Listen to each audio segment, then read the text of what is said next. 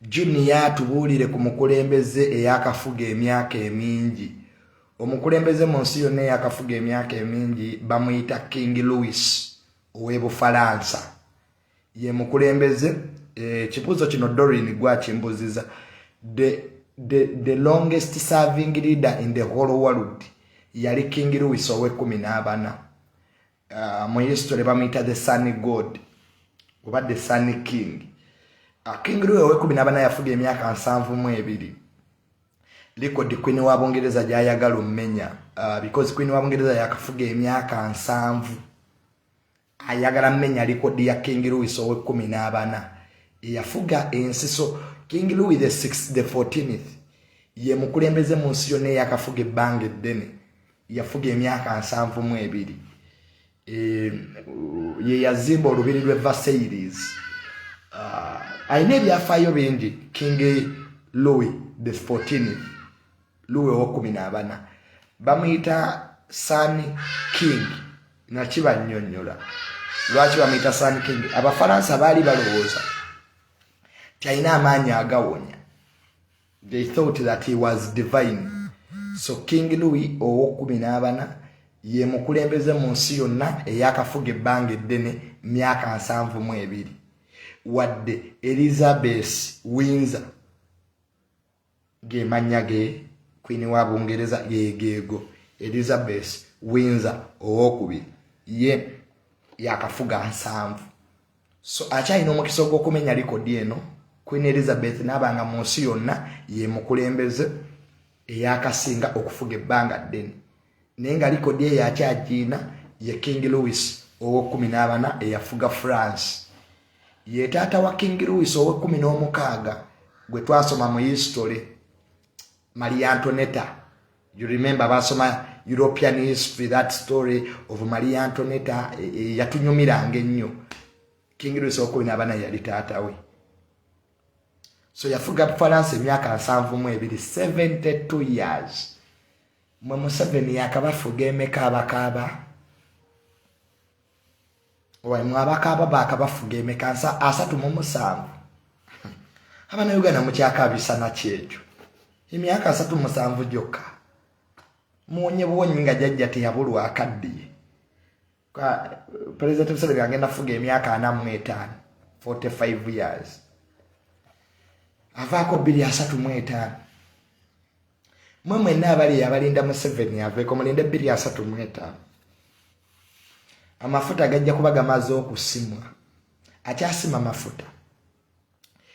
Junior talk about the East African community. Bro, the longest serving leader is from Equatorial Guinea.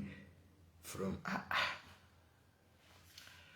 wasome ebyafaayo gundi tontabula Emmanuel anyono Robert President wa Equatorial Guinea yakafuga emyaka emeka kati yasinga mu nsi yonna. Gwe kirasi yange olabika ogiyingidde leeti Robert. Nkugambye omukulembeze yakasinga okufuga ebbanga eddene ye King Louis ow'e14 yafuga emyaka 72. Ow'Equatorial Guinea gw'ogamba ali myaka 4 oba 42 kati. President wa Equatorial Guinea gw'ogamba King Louis ow'e14 bw'avaako Queen Elizabeth ye ow'okubiri. Temututabula nammwe. Get your facts clearly.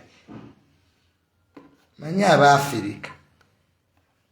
Museveni agenda President Museveni ajafuga emyaka 45.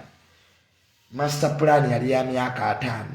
10 ajagirekerayo mutabani we. 5 ejibula yagirekera afande muhozi. Avaako 235 badde bambuuza Junior President Museveni avaako 2035 wavaako. Awakana gwabadde agenda omujjako.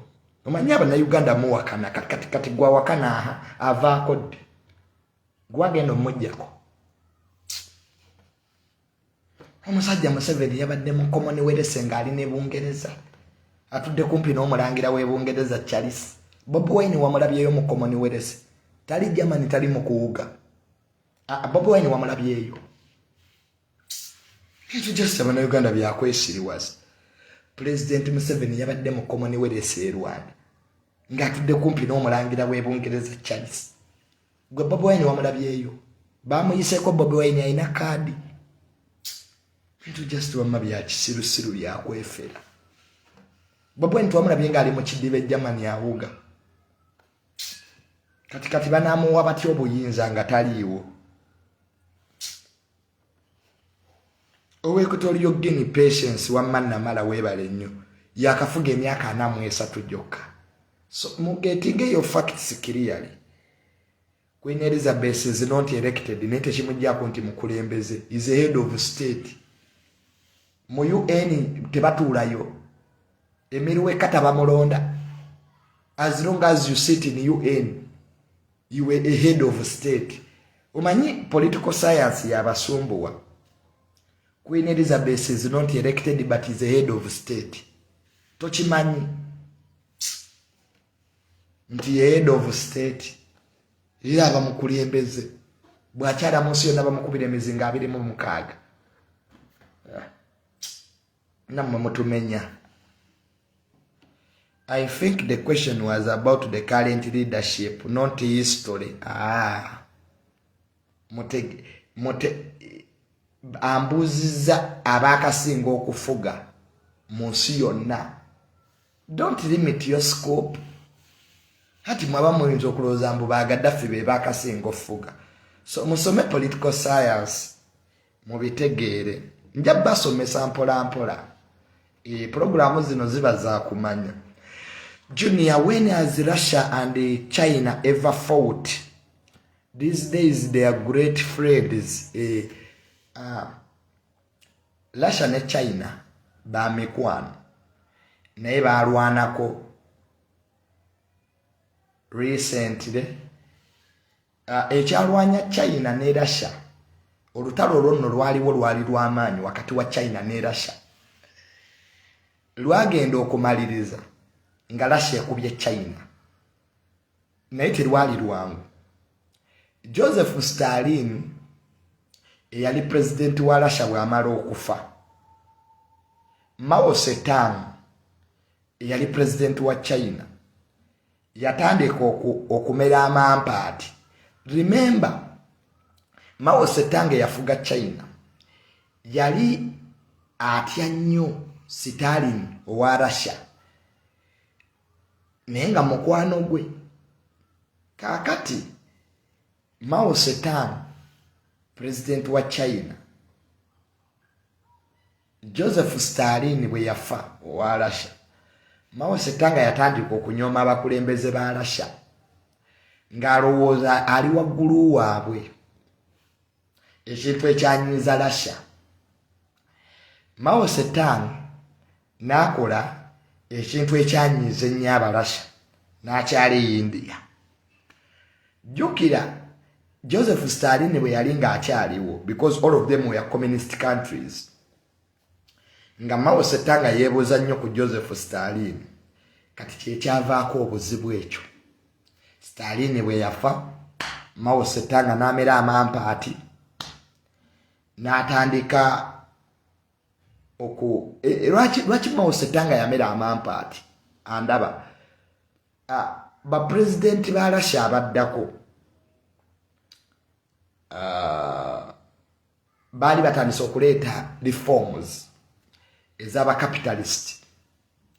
Mao Zedong ekintu kye yalaba ne kitamusanyusa, kwaye yalowooza nti communism ejaggwa ne China egwe nayo, because Russia yali etandise okufuuka libulo nga batandise okukoppa abakapitalist, reforms ezimu mu economy ez'abakapitalist ne kinyiza Mao Zedong. So Russia ne China ne balwanagana, abalina ekitundu kye baali balwanira ku border ne balwanagana, olutalo ne luba lw'amaanyi ssebo.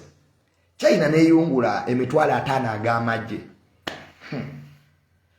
Russia yalaba tejja bisobola bulungi, neyagala eyungule nuclear. Era China yawonera katono nnyo kuga nuclear. Kacha Russia yali emaze omuleeta ekube China nuclear. We yali emaze okuleeta nuclear, America ne bagitegeezaako nti owange kwa ya America yali ebirabira wala nga bijinyumira China ne Russia okulwanagana mu lutalo olwo Abamerika be bayamba China obutakuba Russia obutajikuba nuclear. President wa America yakubira wa Russia essimu n'amugamba nti tuwulira oyagala kuba China nuclear ne bw'okikola ojja kuba okoze eki olese sematalo ow'okusatu. So munange bwetyo China bwewona okkuga nuclear olutalo ne luggwa endagaano ne zisayiningibwa okuva olwo China ne Russia ba mikwano kwa buli omu amanyi munne bwazitowa. Ne kati China esinga ku Russia si mumaanyi g'amagye n'emu ekonome era kati Abachina kati kampuni zaabwe ze ziyambako Russia economic wise wadde Russia mumaanyi g'amagye eri wagguluko okusinga ku China because watono ennyonyi za Russia enwanyi Sukhoi 57 ziri technologically advanced okusinga J-22 eza China. Strategic bases Russia inampitirivu okusinga ku China. Chobolanga China eri mu kuzimba buhayirandi obuli artificial mu South China Sea carriers ina ntono. Waliyo ekibuuzo ekirala nve wano omanyi mwanfunanga kirabo. Bobi Wine is just enjoying his life. Kyekyamuleeta mu bya politics waba yali akyayagala okwenjoyinga obulamu bwe ani yamuyita? Ani yamuyita Bobi Wine? Junior, is it possible to unite Africa, to unite using one currency? Ekibuuzo kyomboozezza Lodi oba kisoboka Africa okunitinga. President Gaddafi yali atwala Libya yakiyimbiriranga nnyo ne Mugabe Africa uniting. President Museveni yazakiyimba abazungu tebasobola kikkiriza. Africa teri uniting. The whites cannot allow a united Africa. Eba yabulabe nnyo ebeera threat eri European Union. Africa bwe uniting nefuna currency emu nefuna ejjerimu ku resources zeyina eba egenda ku stabilizing world system. Okay, for starters mubadde mubiwulira abantu nga boogera ku world order nenga bamute mugimanyi sematalo w'okubiri we yaggwa endagaano ezasayiningibwa eyota ekulimiya kale raba ne Putin mutuufu president wa Russia byayogera kwa Crimea teyali part of Ukraine kubanga endagaano ya sematalo w'okubiri nga awedde yasayiningibwa yota mu lubiri lwa za Alexandria w'okubiri oba asooka simanyi oba yali wakubiri oba yasooka olubiri lwe luli yota Crimea. That was part of Russia. Abalasha ne bawaayo Crimea eri Ukraine nga bwe nkuwaaka komo ne kuga nti tukugabidde kati Putin yakomye waje kimye na maanyi. So because Crimea wasn't part of Russia, it wasn't part of Ukraine, it was Ukraine yenyini was part of Russia. Abamanyi byafayo Soviet Union. But Africa buli wovayo n'oyimba ebyo ebya single currency jukira oba ogenda kyusa world order otya. Africa bwe uniting nekola currency ebe genda competing ne dollar. Remember ekiwa dollar ya America amaanyi tugita petrol dollar. Amafuta agagulibwe Saudi Arabia ne UAE bagagula mu dollar okusinga. So dollar chokola banga yaki yamaanyi. Ne recently Saudi Arabia yakoze ekintu ekyobulabe yagambye nti basobola n'okusasula mu currency ez'endala. Kyokora banga Russia ngezi Abamerika bagisaako sanctions yagambye aba European amafuta bagagulire mu currency ya Russia esobola okufuna amaanyi.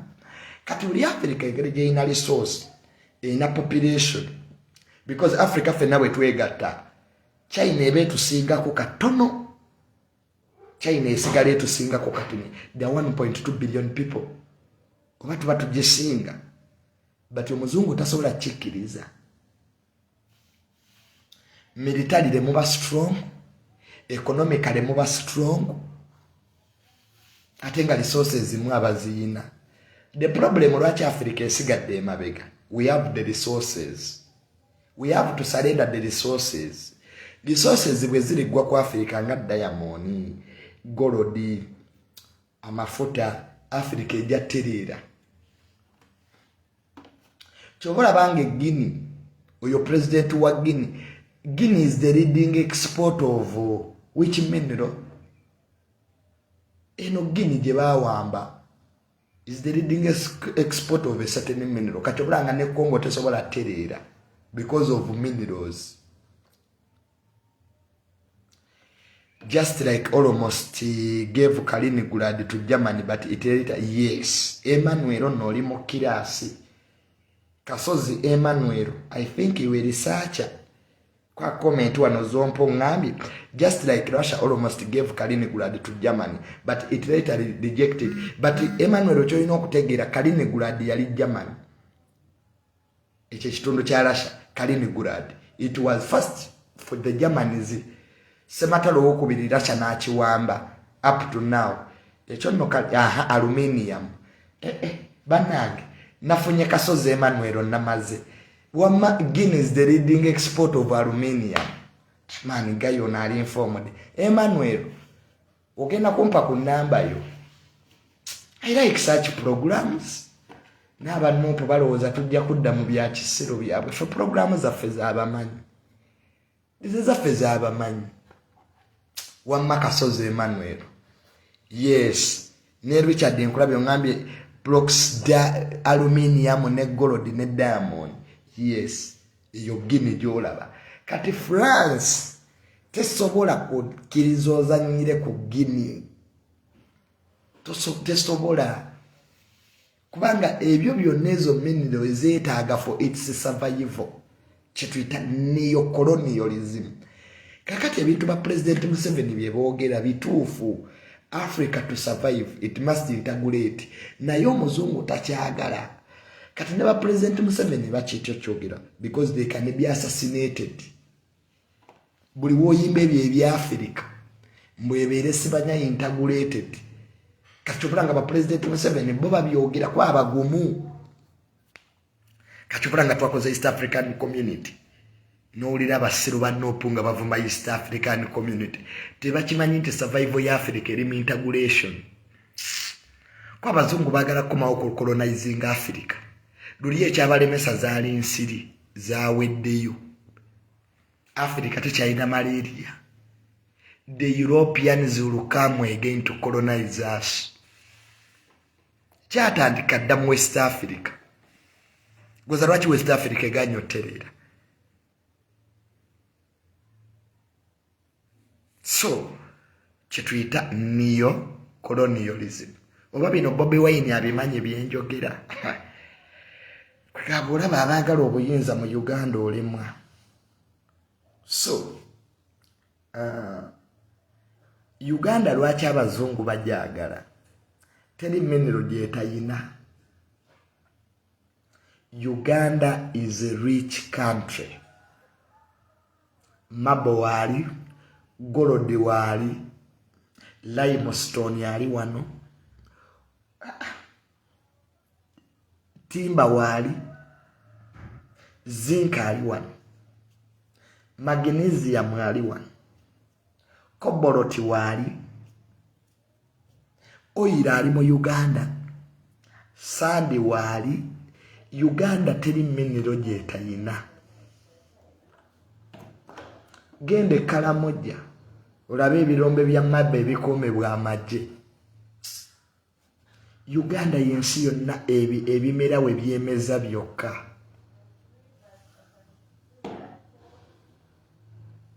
Yuba abazungu bajagala climate. Ensi yaffe ngagga nnyo naye neo-colonialism. Bikomo ne werese ebyo. era mwalabye omulangira w'Ebungereza Charles ng'ayingira mu Commonwealth ba president bonna baasituse. Neo-colonialism. Uganda has fresh waters. Abakazi abanyirira abawooma okuzaama bonna bali mu Uganda. Era mu history twasoma, why did the Arabs come to East Africa? To get fertile women. Kapoyinti ako kanyumiranga. Aka fertile women. Why did the Arabs come in Uganda? To get fertile women. Yali pointi nga ntuufu era nze gye nasookanga okuwandiika. Oba baali babapimirawo nti bali fertile, nze naawe. Era ne batugambanga mu history, why did the Arabs leave East Africa? Fertile women. Abakazi baali basava nnyo. Ba Arabs ne bagenda. Banange. Kafata yana.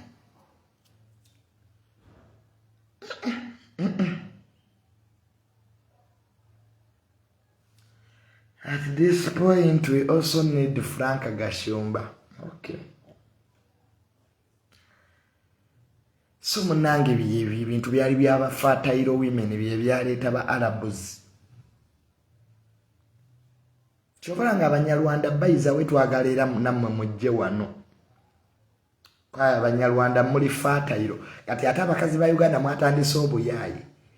Osanga omwala naga am half Muganda half Munyarwanda. Teri half. You were Muganda. Mujunia am half Munyankole half Munyarwanda. Bwa half anacholi half Munyarwanda. Temwesira Banyarwanda.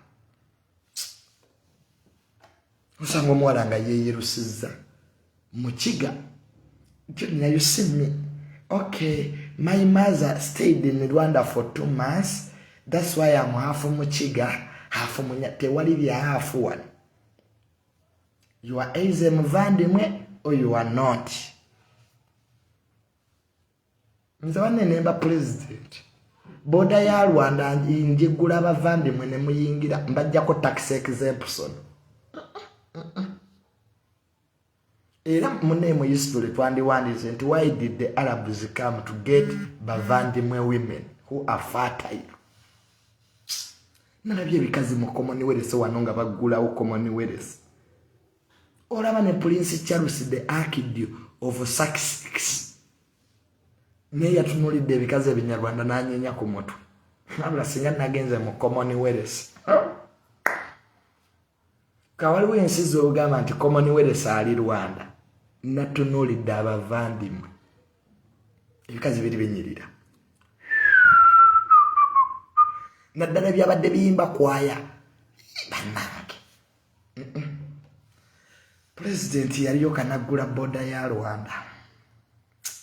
Kyobulanga Museveni agenda fuga emyaka 10 emirala kugula boda ya Rwanda abakazi bayingire.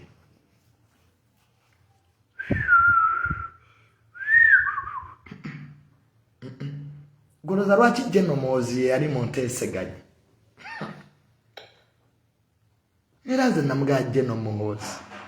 Fenga abavubuka kye tukwetaaza kugula boda ya Rwanda. It was a priority. Government bali bajjaji wamba.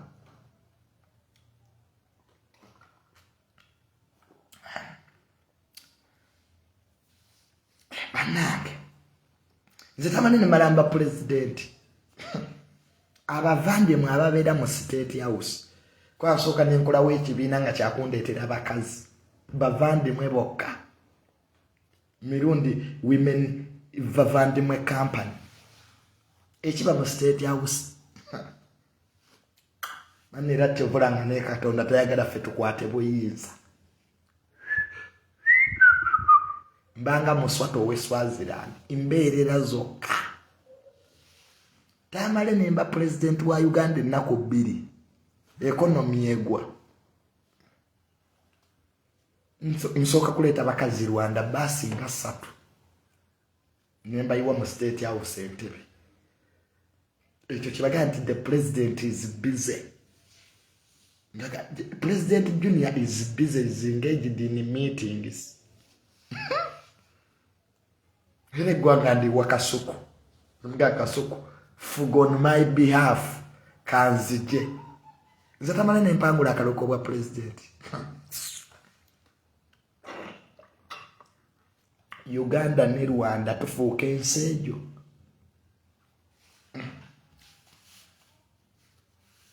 Yes. Junior, talk about kingdoms in the republic country. Tewali kingdom ebeera mu republic. Buli wawulira ensinga eri republic tebeera na bakulembeze tebeera na bakabaka. Uganda bakabaka betwina they are cultural leaders. They are not recognized by UN. Kibula tebabaita ba majesty. Okuita majesty oba ino okuba ngo oyina ensi. In fact mu Africa bali babiri bokka be bayita ba majesty. Hussein owe Morocco ne Muswati be ba majesty. Kabaka wa Buganda bamuyita His Royal Highness. Ebungereza abamulangira. So, ombuziza is can a republic have kingdoms tekisoboka. Sitenza ba republic atenge inabo akabaka. Chobola banga Napoleon Napoleon we twatusoma mu history ebisera bya Napoleon tubita the first French Republic. Temwasoma history. Nga bamaze okujja ko kingiruwe wa 16 Danton Marat ne Maximilian Robespierre ne balwanagana ate nabo Napoleon najja kati ate Napoleon the first French Republic France kati Republic teina bakabaka mu Republic temubamu bakabaka abazungu bajja basekerera manyaba na Uganda abali ebweru abamu temwasoma ojja genda ogambe nti mu Uganda mulimu kabaka ate nga Republic tuyina bakalicho leaders.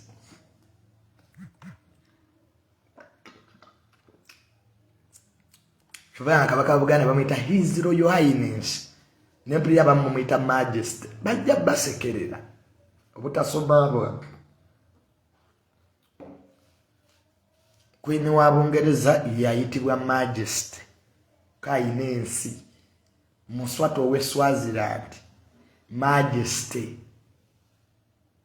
King Hussein owe Morocco oyayitibwa Majesty. Kabaka we Jordan Majesty. Kabaka we Saudi Arabia Majesty. Owe Qatar Emir. Get these titles right. Tokolange ensobi n'ogenda mu bategeevu n'oga nti kabaka wa Buganda bamuyita Majesty bajja kusekerera. Lwakuba ekweni wa Bungereza ekitiibwa ky'ekituufu nakibagamba lwakuba Abangereza tebaagala kikozesa. Because they don't want to associate themselves with colonialism. Ayina kuyitibwa his imperialistic. Ekimuyita imperialistic akyayina amatwale g'afuga. Nga Canada, Australia,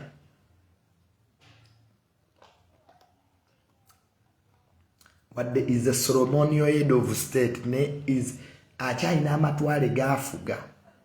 Kyekimuyisa imperialistic. Omufuzi w'amatwale.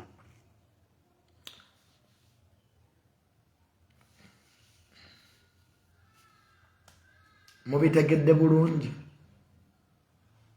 So kabaka wa Buganda ye His Royal Highness. Tuteka kirya Majesty. Era bw'okikola abategeevu bajja kuseka. Manya kise gwanga lino butasoma. Kibula nga Museveni abalemye okujja ku butasoma. Not educated. Bye mwogera temubimanyi balumbuye. Kati ebyo lumbuye abimanyi. Ayasama bwasa. Tunoolya kano kaalwiki. Kati beko gy'omugezi abimanyi. Kibula nga tetubawo, we don't give you time. You are nonsensical. ekirala ekibulayo junior they are constitutional monarchies in Morocco, Swaziland and Lesotho. Yes, nete kijjawo nti bakabaka be head of state. A constitutional monarchy doesn't mean nti a king is not the head of state. Queen wa Bungereza ina veto ku mateeka agayita buli lwakunaasisinkana na prime minister we Bungereza. So Queen wa Bungereza ina kumaanyimu wadde ebisinga byonna yasigaza ceremonial but is the head of state. Kati constitutional monarchies, it doesn't mean nti bakabaka mu nsi eyo tebalina maanyi. Tukitegedde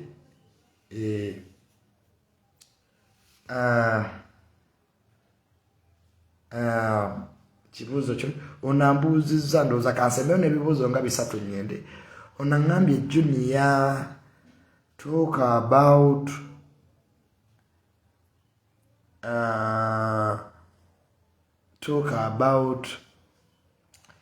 the Pope. I hear the Pope has a lot of powers in the whole world. Ekituufu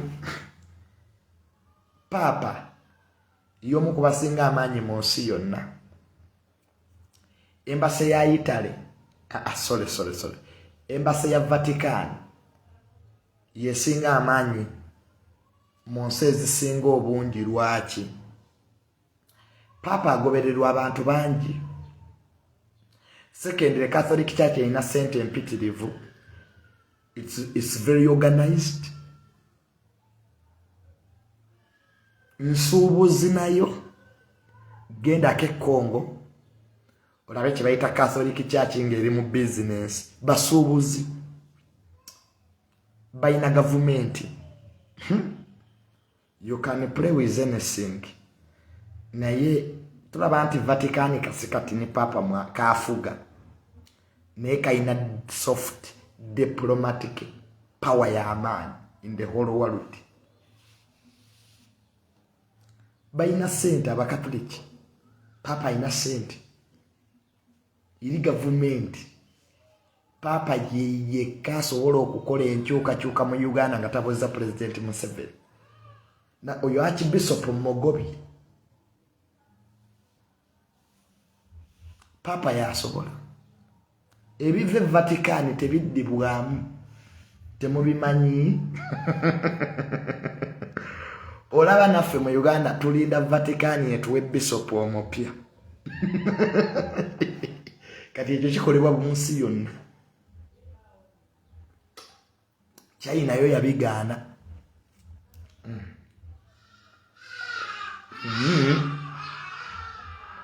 Abakatoliki abali e China, Communist Party e China yebafuga. Bali million 5. Fine be basinga obungi. China ina 50 million Catholics. Ne Communist Party. China. Yebafuga. Papa tawera. Aba China obamanyi. Abamanyi Catholic Church. Chichi. Eyo Catholic Church nogigulako olutalo. Ba president babiri bokka bakafuga American bakatoliki. JF Kennedy oyo bamukuba amasasi. Azeko ye Joe Biden. Beba president abakatoliki bokka bakafuga America. America yabalokole. Born agains. Bufaransa bakatoliki. So mujja bitegeera mpola woba oyagala kutegeera Catholic Church kigenda ke Congo. Laba banadini abasumba emmisa n'emmondo. Catholic Church naye yagala minerals. Nsuubuzi. So Papa ina amaanyi mangi. Bamuyita the whole of holiness. Omuntu nali omu mu nsi yali amusibye. Napoleon Bonaparte yasiba Papa. He imprisoned the Pope. And Napoleon.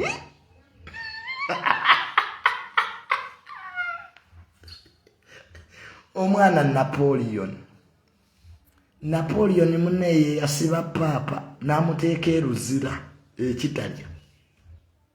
Era mu history we tuba tusoma the downfall of Napoleon, he imprisoned the Pope.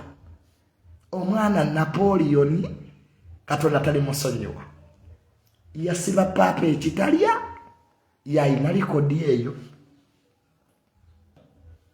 Obuzibu bwa Napoleon ne papa bwavaawa. Napoleon yali ayagala kwefuula empula wa Bulaaya nga papa yayina omutikkira. Era Napoleon yamala engule n'agyetikkira. Napoleon Bonaparte omumanyi bamuyitanga saya e Bufalansa nga bamutya. Oyo Napoleon oyo gwolaba yalwana entalo n'aziwangula, naye omusajja yali ogwe yamulema okuwangula. The greatest British general Admiral Nelson. Napoleon yakuba buli jeno wa Bulaaya ng'oggyeko Omungereza oyo yamulema. Oyo jeno wa Bungereza oyo Admiral Nelson yakuba Napoleon buli bwe yamusanganga. Naye ng'omanyi bajjene e Bulaaya bebaga, if you see Napoleon on a battlefield, the only thing you can do is to run away. Omwana Napoleon yakola likodi n'afuga Bulaaya yonna ng'oggyeko Bungereza. Yasiba papa Napoleon n'amuggalira ekitalya.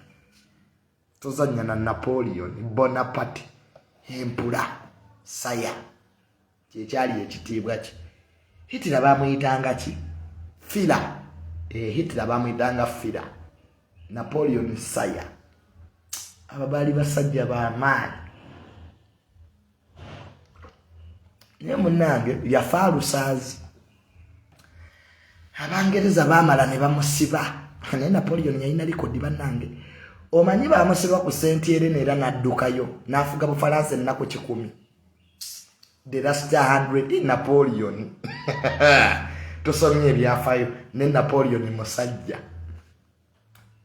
Akasajja ka Bungereza ka Admiral Nelson kamukubira Egypt mu history gye tuyita Egyptian campaign. Yadduka na bisago Napoleon. Ne kamukuba ku lutalo lwe yasembayo okulwana the Battle of Nations. Oba mu history gye bayita the Battle of Waterloo. Ne bamusiba Napoleon musajja wattu. Kale yafa lusaazi, yafiira mu kkomera. Yasooka bamusiba ogwasooka n'addukayo n'atuuka e Bufalansa nga talina wadde omusirikale no. He even failed in Russia. Kituufu Napoleon ne Russia yamulema okuwamba. Russian campaign yafiirwa amagye emitwalo 7. The largest in history by that time. Yabala bubi. Naye munnange mu Egyptian campaign baamukuba. N'afiirwa mu Russian campaign amagye ge ne gafa. Yakomawo France n'afuga ennaku 10. Kasita Abafalansa baawulira nti empula Napoleon yazze ne bamuzaako. Ng'obote 1 n'obote 2. So, banne munzikirize nkome wano. I wish you the best. Tunyumizaamu.